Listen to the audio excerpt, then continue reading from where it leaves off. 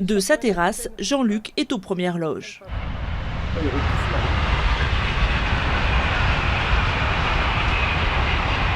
Voilà ce que l'on subit.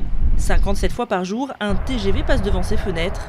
Avec sa femme, ils ont construit cette grande maison à 40 km au nord de Bordeaux pour couler des jours paisibles pour leur retraite. Mais depuis le lancement de la LGV en juillet dernier, ils ont déchanté. Le premier train, quand il est passé, je me suis dit, il roule peut-être plus vite que la normale. Mais ça n'est pas inquiété. Puis après, ça s'est succédé les trains, ça se suivait. Et alors là, vraiment infernal, quoi. Et le dernier, 1h du matin, et le suivant, c'est du 4h30, 5h, les premiers. Donc la nuit est courte.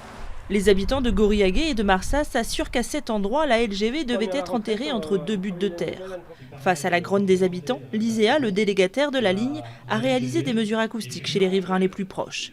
Les résultats, dévoilés lors de réunions publiques, tournent souvent à l'affrontement. Vous dites que les bruits ne dépassent pas 60 décibels chez nous. Moi, je vous invite à l'apéritif cet été. Je peux vous dire que les 60 décibels, votre verre, il va trembler.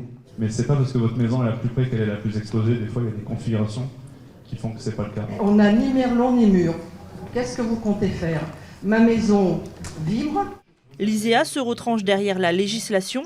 Une moyenne sur 24 heures est réalisée. Les pics de bruit, mais aussi les moments calmes sont pris en compte. Au final, la quasi-totalité des résultats ne dépasse pas le seuil légal des 60 décibels, inadmissible pour les habitants. C'est-à-dire que vous, avec vos mesures de moyenne, on n'en a rien à cirer. Qu'est-ce qu'on fait pour gérer les pics à 90 dB? C'est ça qu'on attend, et rien d'autre. Dans les prochaines semaines, l'ISEA va effectuer 300 points de mesure sur les 6 départements traversés et assure entendre la grogne des riverains les plus touchés pour réaliser des travaux.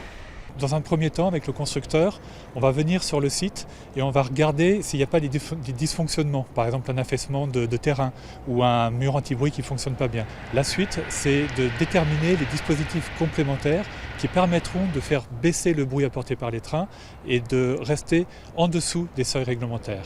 Excédés, les habitants en appellent au gouvernement pour changer la réglementation qui date de 1999. La ministre du Transport, Elisabeth Borne, a promis de venir les rencontrer. Car tous s'inquiètent de l'augmentation du nombre de trains sur la ligne, 125 allers-retours d'ici 2036.